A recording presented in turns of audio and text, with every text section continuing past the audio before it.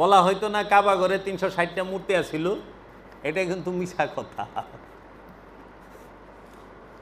প্রচার হয়ে গেছে। এটা মেজাজিতে না, মেজাজি কাবায় 360টা মূর্তি ছিল না, ওইটা হাকিকি কাবায়, হৃদয় দিল কাবায়, দিল কাবায় 360টা মূর্তি থাকে। হ্যাঁ মূর্তি ছিল, ওই সময়কার মানুষ পাথরের মূর্তির পূজা করত। এখন 360 মূর্তি কাবা ঘরের ভিতরে থাকে না, এটা মেজাজিটাই না, হাকিকিটাই থাকে। হাকিকি কাবার মূর্তি ভাঙন লাগে, পাথরের মূর্তি ভাঙলে কি শিরক জায়গা? তো যেই দেশে পাথরের মূর্তি নাই ওই দেশে কি শিরক নাই? ইসরায়েলে একটা মূর্তি আছে, ইসরায়েলিরা মূর্তি পূজা করে, ইহুদিরা তো মূর্তি পূজা করে না। ইসরায়েলিরা কেউ অগ্নি পূজা করে না, তো কি ওরা শিরক মুক্ত? এই পাথরের কোনোদিন মূর্তি হয় না, এটা হলো ভাস্কর্য। মূর্তি হয় হলো লোভ, লোভকেই মূর্তি বলা হয়। লোভ হলো মূর্তি। সারাক্ষণ সব জাতি ধর্ম বর্ণ সকল মানুষ যার পূজা করতে আছে। লোভের পূজা কোন মানুষে না করে? ইউরোপিয়ানরা লোভের পূজা করে, ইসরায়েলিরা লোভের পূজা করে, আমেরিকানরা লোভের পূজা করে, আরবিয়ানরা লোভের পূজা করে, ক্ষমতার পূজা করে। দেখেন না, শক্তির পূজা করে না। মানুষ মেরে যাক, আমাকেও ক্ষমতা ঠিক থাকলেই হয়। हाँ ये कल को पाकिस्तानी प्रेसिडेंट खोलो हमारे साथ कोई वज़ीर आज़म खोलो, एक भी कोई भी आदमी कोई भी कंट्री नहीं है सिवाय वो जो কি ওইটার তুর্কি, এই তুর্কি তাদের সাথে আছে, নাহলে আরব বিশ্বে কেউই তাদের সাথে নাই। কেন? ক্ষমতা ঠিক রাখতে হবে সবার। তো কাজেই কাবায় মূর্তি ছিল না, মূর্তি ছিল মক্কা, মদিনা, ইয়েমেন, উরদান ও শামে। এই যে উরদান কারে কয়? জর্ডান রে উরদান কয়, উর্দুন, উর্দুন কয়। জর্ডানের আগের নাম উর্দুন আছিল, ইরানের আগের নাম আছিল তুরান, তুরান উর্দুন নাম ছিল। তারপরে এই যে রিয়াদের নাম আছিল নজব, এখন তো রিয়াদ, পূর্ব নাম নজব। মক্কা মদিনার নাম ছিল হেজাজ, হেজাজে মক্কা, হেজাজে মদিনা। হ্যাঁ, তো এইভাবে আমঙ্গ অনেক কিছুই ঘুরাই দিছে। এই মূর্তি আছিল কোথায়? মক্কা, মদিনা, ইয়েমেন, উরদান ও শামে। 360টি মূর্তি ছিল, সেইগুলোকে ভাঙা হয়েছে। তাদের নাম আল্লাত, লাত না, আল লাত। এই মূর্তি ছিল তায়েফে। বনু সাকিফ ও বনু মুয়াক্কিফ এর পূজা করত। বনু সাকিফ এবং বনু মুয়াক্কিফ এই দুই গোত্র এই আল্লাতের পূজা করত। তারপরে উজ্জাত, মূর্তির নাম উজ্জাত, ওই যে কয় না লাত, উজ্জা, মনাত, এরকম উজ্জাত। এইটা ছিল মক্কার বাসীর মূর্তি। মক্কাবাসীর মূর্তির নাম হলো উজ্জাত। কিনানা আর কুরাইশদের এই মূর্তি ছিল। এই মূর্তিটি ভাঙেন খালিদ বিন ওয়ালিদ মক্কা বিজয়ের পরে, তিনি ভাঙেন। তারপরে মানাত, এটি মদিনাবাসীর মূর্তি ছিল। সাহেলে সমুদ্রের কাছে ফিক্সড ছিল। মক্কা ও মদিনার মধ্যে, মক্কা ও মদিনার মধ্যস্থানে ছিল। ওয়াউসুল খাজরেজ এর পছন্দের মূর্তি ছিল। আবু সুফিয়ানকে পাঠিয়েছিল ভাঙার জন্য। আবু সুফিয়ান যাইয়া মদিনাবাসীর এই মূর্তি ভাঙছে। তারপরে হুব্বাল, পাথরের মূর্তি ঠিকই ভাঙছে, লোভের মূর্তিটা ভাঙা পারে না। হুব্বাল এটি ছিল কাবার ভেতরে, এটি মক্কাবাসীর পছন্দের মূর্তি ছিল। আকিক দিয়ে বানিয়েছে, আকিক পাথর, এটা দিয়ে বানাই না। কাবিলায় কালাব এবং এর পূজারী ছিল, কাবিলায় কালাব এর পূজারী ছিল। এর গলায় তলোয়ার, হাতে তলোয়ার এবং ঢাল ছিল। তিনি সূর্যের মাবুদ ছিল, অনেক বড় সূর্যের মাবুদ, মানে সূর্য দেবতা ছিল। খালিদ বিন ওয়ালিদ এটাকে ভাঙেন। আল খালাসা, কাবার মতো ঘরেরই এটিকে রাখা হতো, আল খালাসা। খাসাম, এখানে দুইটা গোত্র এটার পূজা করত, দুস আর খাসাম। বাজিলা এই মূর্তির পূজা করত। এই মূর্তি ভাঙেন জারির বিন আব্দুল্লাহ, এটিকে ভাঙেন। তারপরে আল ফুলস, এই মূর্তিটি ছিল, এটি কাবিলায় তাইয়ের মূর্তি ছিল। তারপরে আসাফ ও নাইলা এই দুটি মানুষ ছিল, পাথর বানিয়ে দেওয়া হয়েছে। জমজম কূপের সামনে ছিল, পরে তাদের সাফা মারওয়ার মধ্যে রাখা হয়। সাফা মারওয়ার মধ্যে কারা আছে? আসাফ ও নাইলা। তারপরে তাগুত, এইরকমভাবে সুওয়া, ইয়াউক, ইয়াউস, এইরকম অনেক মূর্তির পূজা তারা বিভিন্ন স্থানে করত, বিভিন্ন শহরে ছিল। মূর্তি কি কোনোদিন কাউরে পূজা করায়? পাথর তো কেউ পূজা করে না, মূর্তি ঠিকই পূজা করায়। পাথরে কাউরে পূজা করায়? পাথর কইছে আয়া পূজা কর, চুমা দে না। তোমার ইচ্ছায় তুমি গেছো পাথরের চুমা দিবার, আর পাথরের চুমাইলেও যা না চুমাইলেও চা। পাথর নিজেই চলতে পারে না, শুনে না, দেখে না, তারে মাথার উপরে কাউয়া পায়খানা করলেও সে পরিষ্কার করতে পারে না, তাড়াইতে পারে না। ঝড় বৃষ্টিতে শরীরে শ্যাওলা পড়ে গেছে গা, তাও পরিষ্কার করা পারে না, আরেকজনের ডইলে ধোয়া দেওয়া লাগে। কিন্তু লোভ নামক যে মূর্তি, এর ক্ষমতা আছে না নাই? লোভে পড়লে একটা দেশ ধ্বংস করে না, একটা শহর ধ্বংস করে না, একটা জাতি ধ্বংস করে না।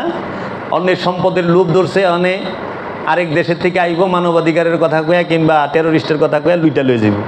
এই তো লোভ হইল সবচেয়ে বড় মূর্তি যে পূজা করা।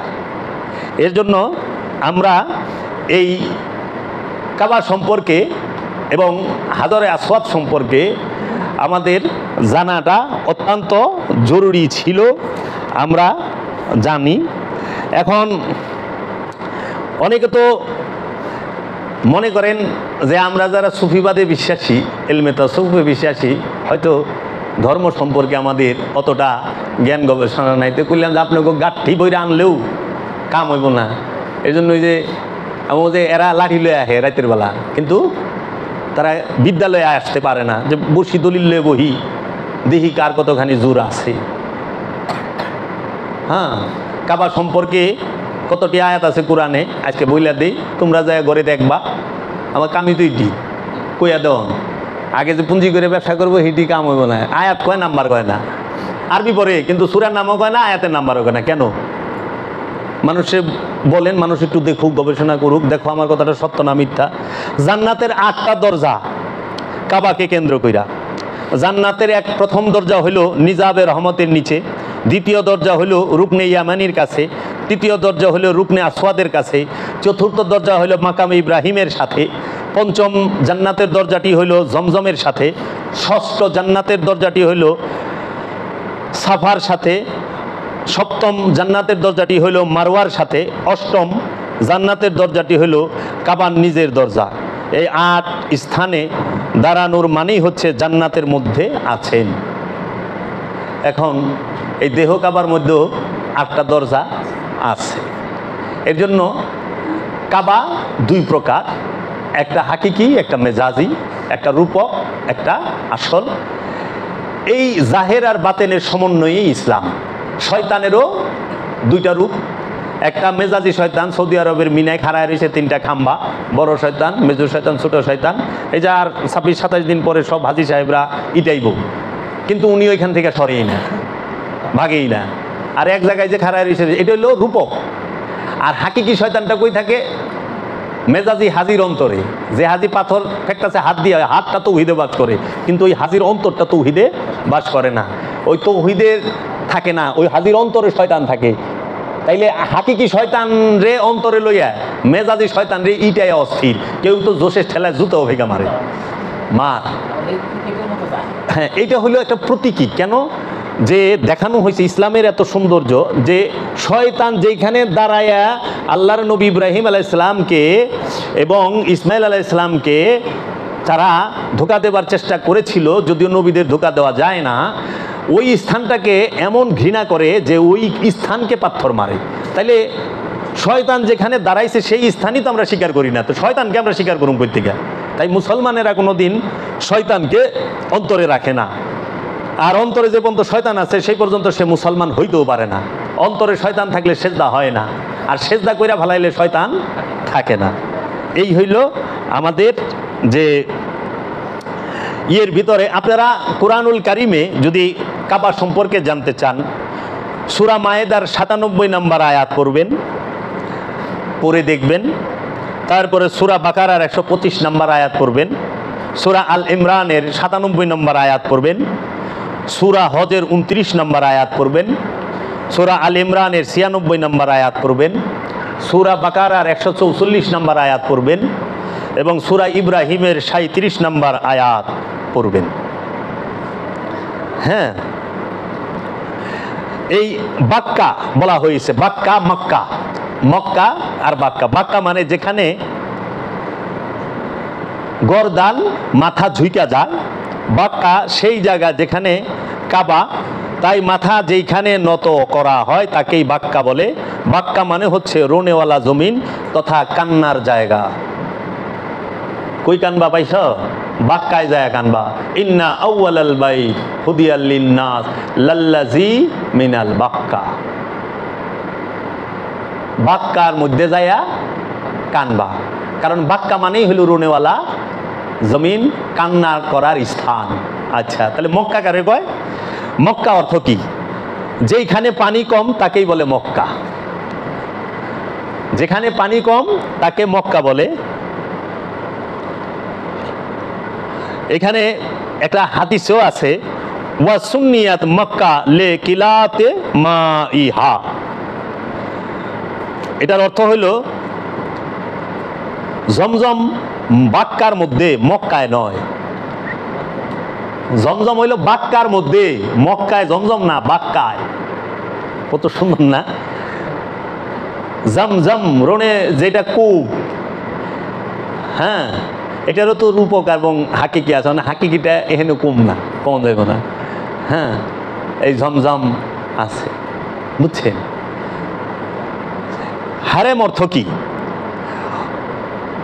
তওয়াফ একমাত্র হেরেমের ভিতরেই হয়, বাহিরে হয় না, কারণ বাহিরের এলাকাকে মক্কা বলা হয়, হেরেম বলা হয় তোয়াফের স্থানকে।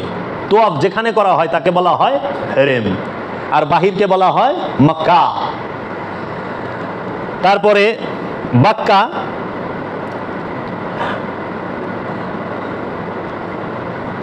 বাক্কা কানা কাবার জায়গার নাম, বাক্কা কাবার জায়গার নাম, আর মক্কা তার চতুর্পাশের এলাকার নাম। হারাম অর্থ ওয়াজিব, ওই মসজিদ যাহার তাজিম মুমিনদের উপর ওয়াজিব, মসজিদুল হেরেম। মসজিদ শব্দের অর্থ সেজদার স্থান, আর হেরেম শব্দের অর্থ ওয়াজিব। তাইলে তোমার যে মসজিদুল হেরেম, যেখানে যে স্থানটা সেজদার জন্য ওয়াজিব, সেটাকেই বলা হয় মসজিদুল হেরেম। এই জন্য বলা হয়েছে সুবহানাল্লাযী আসরা বিআবদিহি লাইলাম মিনাল মসজিদুল হেরেম ইলাল মসজিদুল আকসা। হ্যাঁ, এই যে কাবার বিভিন্ন নাম কোরআনে বলছে, কাবা, মক্কা, মক্কা, হারামাল বাইত, হ্যাঁ, মক্কা হারাম, বাইতিকাল মুহাররম, কিবলাতান তারদা, আদ-দাব্বার। এটা কিন্তু কোরআনের আয়াত, এগুলো এই নামগুলো সব কোরআন থেকে লওয়া হয়েছে। আদ-দাব্বার, দাব্বার মানে কি? তারপর বাইতুল আতিক, আউয়ালুল বাইত। তো এইখানে যদি প্রত্যেকটা ইয়ের করা যায় অনুবাদ, অসাধারণ অভিভূত হবেন যে বাইতুল আতিক মানে কি, আদ-দাব্বার মানে কি, হেরেম মানে কি, সব। জি, তো কাজেই আবার সামনে পর্বেই করুন, একটু খায়া খেয়াল হই। হ্যাঁ, তো কাজেই আমরা জ্ঞান অর্জন করব, আমরা সত্য চাই, সাইনবোর্ড চাই না। হ্যাঁ, সব সময় মনে রাখবেন কাবাকে কেন্দ্র করে মসজিদ নির্মাণ করতে হয়। মসজিদ নির্মাণের কথা কোরআনে যেখানে আছে সেখানে বলা হচ্ছে তোমরা সালাত কায়েম করো, যাকাত আদায় করো এবং তোমরা মসজিদ নির্মাণ করো। মসজিদ সেই নির্মাণ করতে পারবে যার সালাত কায়েম হয়েছে এবং যাকাত আদায় হয়েছে, সেইটাই হৃদয়ে মসজিদের কথা বলছে। কাবাকে কেন্দ্র করে মসজিদ তৈরি হয়। কাবা আল্লাহর ঘর, আর মসজিদও আল্লাহর ঘর। মসজিদ হলো সেজদার স্থান, কাবা মধ্যে আল্লাহ জাত এবং সিফাত রূপেই থাকেন। এর জন্য কাবার কাবা হইল আল্লাহ নবী রসুলগণ, আর আমাদের জন্য কাবা হইল দুইটি। মহানবীর জন্য কাবা নাই, মহানবী নিজেই কাবা, কাবার কাবা। তো কাজেই আমরা এই কাবা সম্পর্কে আরও বিস্তারিত আমি ব্ল্যাকবোর্ডে আইনে সুন্দর করে, যেন যারা সহজ সরল মানুষ হজে যায় তাদের যেন একটু উপকার হয় এবং তারা যেন বুঝে যে সাফা শব্দের অর্থ কী। সাফা শব্দের অর্থ হইল শুদ্ধিকরণ, মারওয়া শব্দের অর্থ হইল নির্মলতা। হ্যাঁ, আরাফা শব্দের অর্থ হলো মিলন স্থল, মিলনের জায়গাকে বলা হয় আরাফা। আর শুদ্ধ স্থানকে বলা হয় সাফা, নির্মল স্থানকে বলা হয় মারওয়া। তো এই সাফা, মারওয়া, আরাফাত এগুলোর তো হাকিকি মেজাজি দুইটা রূপই আছে। তো দুইটা রূপকেই তো মানতে হবে, একটা মানলে তো আপনি সত্যে যাইতে পারবেন না। এর জন্য আমরা কখনোই অনুষ্ঠানকে অস্বীকার করি নাই, আমরা সব সময় অনুষ্ঠানকে সম্মান করি, ইজ্জত করি, আনুষ্ঠানিকতাকে ইজ্জত করি। কিন্তু যাহারা শুধু অনুষ্ঠানকে মূল মনে করে তারা সত্য থেকে বিচ্যুত থাকবে, তাদের স্বভাবের পরিবর্তন আসবে না। এর জন্য অনুষ্ঠান এবং মূল দুইটাকেই মানতে হবে, জাহের এবং বাতেন দুইটাকেই আমরা ইজ্জত করি, সম্মান করি। এর জন্য বাতিনি পবিত্র একবার, আর জাহিরি পরিষ্কার ডেলি 5 বার, তাই না? ডেলি 5 বার উজু করি না, কিন্তু হাকিকতে উজু হইলে একবার। হাকিকতে উজু কখন হয়? যখন শয়তান অন্তর থেকে বাইরে যাইব তখন হইলো উজু হয়ে গেছে, সে আল্লাহওয়ালা। আর যখন নাকি আপনি এই হাত মুখ পানি দিয়ে ধুমু, এইটা হলো মেজাজি উজু। এই উজুতে শয়তান দূর হয় না। হ্যাঁ, পানি দিয়ে চোখ ধোয়ান যায়, নজর ধোয়ান যায় না। পানি দিয়ে মুখ ধোয়ান যায়, মুখ পরিষ্কার করা যায়, মুখের গন্ধ দূর করণ যায়, কিন্তু জবানের গন্ধ দূর করণ যায় না, জবান পবিত্র করণ যায় না। পানি দিয়া কান পরিষ্কার করণ যায়, কিন্তু শ্রবণ পবিত্র করা যায় না। এবং আপনি যদি এই নাক দিয়া শ্বাস প্রশ্বাস এবং ঘ্রাণ গন্ধ, এইটা পানি দিয়া পরিষ্কার করা যায় না। পানি দিয়া নাক পরিষ্কার করে, নাকের ময়লা পরিষ্কার করে, কিন্তু শ্বাস প্রশ্বাস পরিষ্কার করতে হইব জিকির দিয়া। এর জন্য কোন কলে তোর কলমাজারি, এই দমের ঘরে কলমাজারি, এই দমের ঘরের খবর লয়েও জীবনে মরবা না। দমে জো দম গাফেল সো দম কাফের। আল্লাহর ওলিরা বলছে, যেই নিঃশ্বাসটা তুমি গাফেল হইছ আল্লাহ থেকে, ওই নিঃশ্বাসটাই তুমি কুফুরিতে যাই গেলা। এর জন্য সব সময় 24 ঘন্টা চলে শ্বাস প্রশ্বাস। এই শ্বাস প্রশ্বাসের মধ্যে জিকির জারি করো। চিল্লাইয়া জিকির কতক্ষণ করবা? এই জন্য শ্বাস প্রশ্বাসের ঘরে জিকির করো। এই আল্লাহর কামেল ওলির চেহারা ধ্যান করলেন নজর পবিত্র হয়, শ্রবণ পবিত্র হয়, জবান পবিত্র হয়, দম পবিত্র হয়, অনুভূতি পবিত্র হয়, এই হাতের শক্তি পবিত্র হয়, পায়ের গতিবিধি পবিত্র হয়। এর জন্য আল্লাহর নবী সন্ত্রাসীরও মুমিন বানায় ছাইরা দিছে শুধু এই মুরাকাবার দায়মি সালাতের ঘরে। তাই মুরাকাবা দমের খেলা শিখাইয়াছে মুর্শিদ মাওলা। হ্যাঁ, মুরাকাবা দমের খেলা এই ঘরে। তোমাকে বারবার বলার পরে কেউ যদি জিজ্ঞাসা দায়মি সালাত কি, আরে তুমি ওয়াক্তিতেও যদি যাও কোনো সুবিধা নাই, তো করো, 5 ওয়াক্ত নামাজ পড়ো, কিন্তু তুমি নিরিখটা ঠিক রাখো। মসজিদের ভিতরে যখন দেহটা দাঁড়ায় থাকে, তোমার খেয়ালটাও যেন মসজিদের ভিতরে থাকে, তোমার সেজদার স্থানে যেন খেয়ালটা থাকে। মানে আমাকে তো মসজিদের ভিতরে আমরা কিংবা ধ্যানের দরবারে, ধ্যানের ঘরেও আমরা কবরে ঢুকছি, মানে দেহ তো কবরে ঢুকায় রাখছি, মন তো কবরে রাখা পারতাছি না, মন খালি কবরতে বাইরে আয় করে। বিপদ হইল এখানে। এখন আমাকেও ভুল বোঝায়, বাবা আমরা কোনো কিছু অস্বীকার করি নাই রে বাপ, মিছা কয়। দেখাইবার চেষ্টা করছে শুধু হাকিকি মেজাজি এবং দুইটাকেই মাইনেন। কিন্তু তোমরা যাই না রাখো, এই মাজার ভাঙা আর মাজারে হামলা করা এইটা নতুন কিছু না, অনেক আগে থেকেই। আর মাজার যে কোন জায়গায় আছে, মাজার অস্বীকার করা পারবেন না। তো আল্লাহর রসুল রাহমাতুল্লিল আলামিনের মাজার মদিনায় মুনাওয়ারায় আছেন, এবং কাবা ঘরের মধ্যে হাতিমের ভিতরে হজরত ইসমাইল আলাইহিস সালাম এবং মা হাজেরার মাজার শরীফ আছেন, এবং মদিনা শরীফের ভিতরে রসুলের রওজার সাথেই হজরত আবু বকর সিদ্দিক, হজরত উমরের মাজার আছে, আছে না? তো মাজারও স্বীকার করবেন কেমনে? যদি মাজারও স্বীকার করা ফতুয়া দিবার শিরিক বেদাতে, রসুলের মাজার কি? আবার কয় মাজারের উপরে গম্বুজ ওঠা যাবে না, তো সবুজ গম্বুজ আল্লাহ রসুলের রওজার উপরেই কিও।